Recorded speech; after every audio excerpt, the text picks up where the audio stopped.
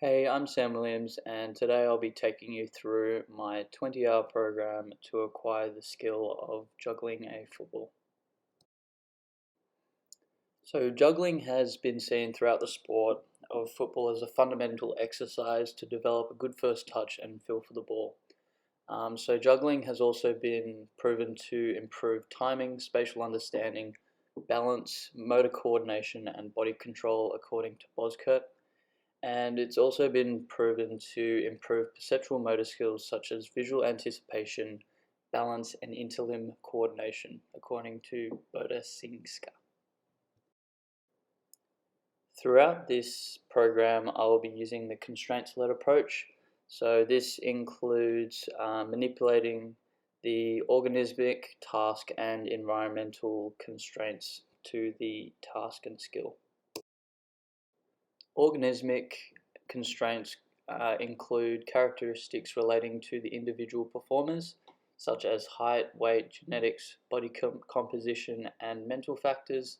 So in this case, that would be my height, weight, and body composition, as well as my experience playing football. So I have played football, but no real training within juggling specifically. Task constraints include the characteristics relating to the performance, such as rules of the sport, goals of the sport, and equipment.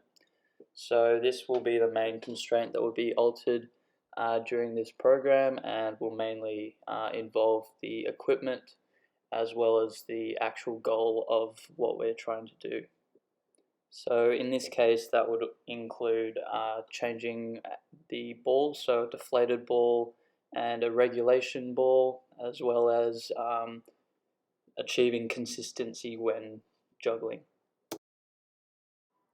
Finally, environmental constraints are the characteristics that can relate to the physical and social context of the performing individual.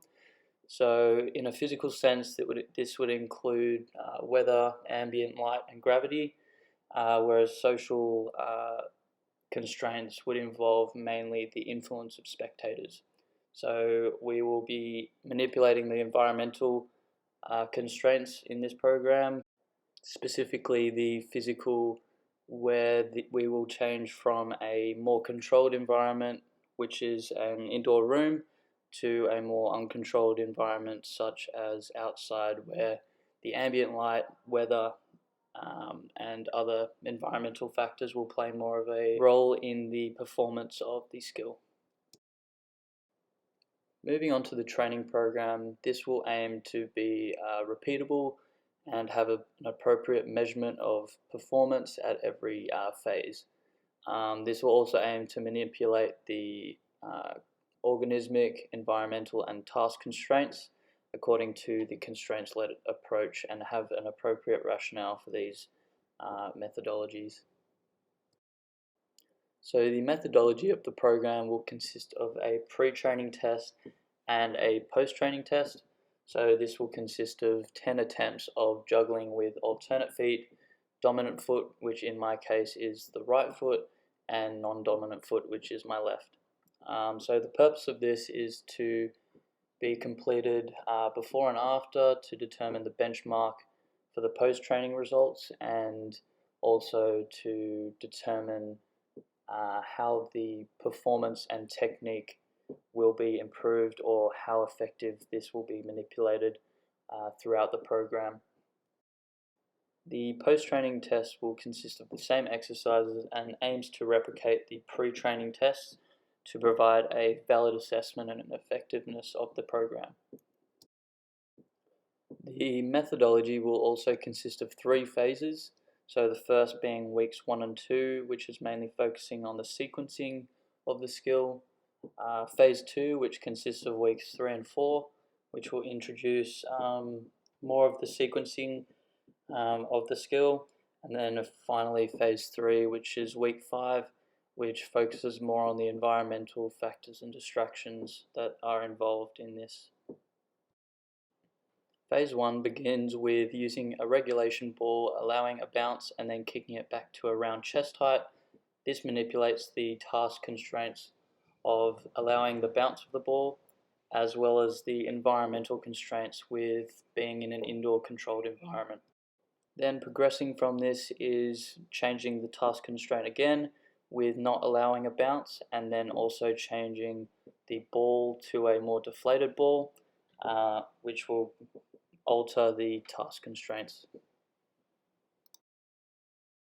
The final progression of this phase was to introduce the regulation ball, which alters the task constraints by changing the equipment once again, also maintaining the same environmental constraints being in an indoor controlled environment. Moving on to phase 2, we move into more focus on completing consecutive juggles. So it's then progressing from the last step of phase 1. Again, in this phase, the main constraint being manipulated was the task, with a deflated ball being used to start to develop less of a sense of bounce. Then progressing towards a regulation ball, which of course has more bounce and hence would be a lot harder. Additionally, throughout this process, I was also analyzing video footage, so I was videoing myself and then analyzing how I can improve my technique through that feedback. Moving on to the final phase of the training program methodology. So this phase focused more on the environmental constraints, so moving from a controlled indoor environment to an outdoor environment where there are more factors such as wind, difference in ambient light, and other distractions are more prevalent. So this involved continuing to develop the sequencing and technique of completing consecutive juggles, and then moving into a more uncontrolled environment. And then finally moving into the final progression of the last phase, which involves introducing environmental distractions. So in this case, I used tennis balls as a distraction whilst completing the consecutive juggles. The rationale from this methodology program mainly came from David's findings in 2003, where he found that movement coordination and control in sport performance involves two dimensions: coordination between important limb segments over space and time to ensure appropriate temporal sequencing.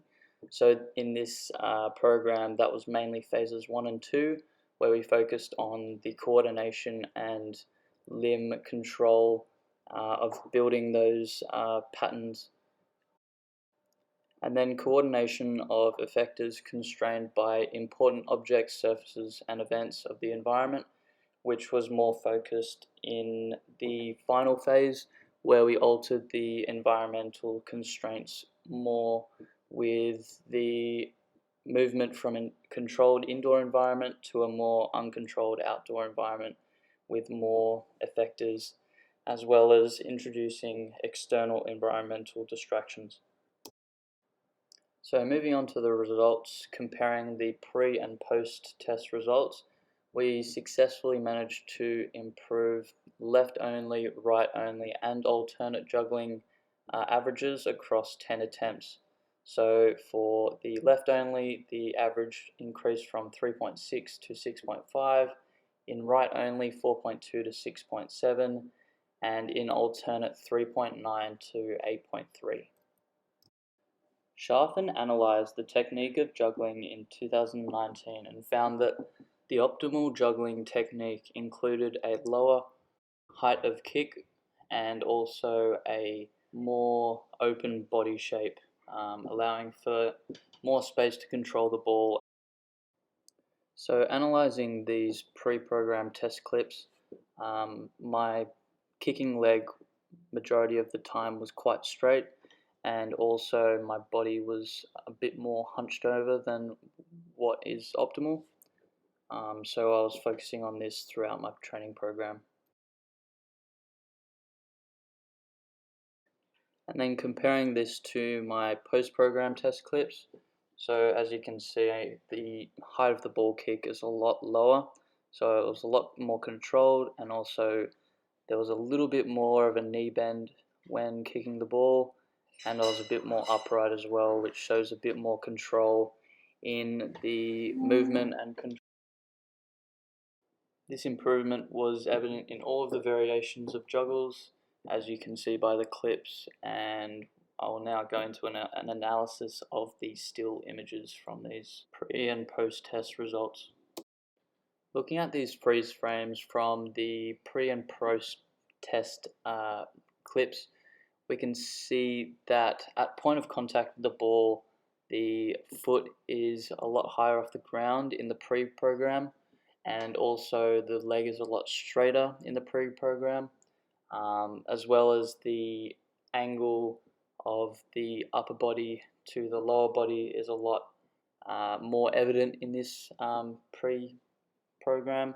So as you can see in the post-program test, it's a lot more improved. There's a bit more of a knee angle, as well as the body being a bit more open, which will help with control of the ball and technique. Additionally, the height of the ball kick was dramatically improved. So as you can see in the pre-program test, at the apex of the ball's trajectory, it's around eye height, whereas in the post-program test it is around more chest height, which is a lot better and shows an improvement of ball control according to the findings of Scherfen. Now moving on to the discussion. So due to the results of the program, there were a few strengths of the program. So firstly, it utilized constant self-discovery via visual feedback. So throughout the program, I was continuously comparing my technique from video analysis to more competent jugglers and comparing it to the optimal technique according to Scherfen, as well as making use of different environmental states. Moving between controlled and uncontrolled environments, so altering those environmental constraints, which in my case was moving from an indoor environment with little environmental instability, and then moving to outside where there was a bit more of an environmental effect. And finally, it was successful in improving body positioning and ball positioning in the technique of juggling according to Scherfen's optimal technique. So despite the successful results, there were also some limitations of the program. So firstly, there was limited feedbacks from teammates and external coaches. So this was mainly self-taught, so therefore I didn't have any external coaches giving feedback on my technique, which could have also led to some bias when critiquing my technique. Also, the non-linear process of skill acquisition was very evident throughout. So according to Boskirk, this is very evident in juggling, where I felt like on some days I was a lot more in control of the ball than other days, and that was occasionally quite frustrating. And making our way to the conclusion, overall this training program was following the constraints-led approach and was effective in improving the performance of this skill and the coordinative technique related to juggling in football. And these findings would be of use especially in younger children learning to play football, as this would be a really useful tool in developing strong perceptual motor skills through juggling.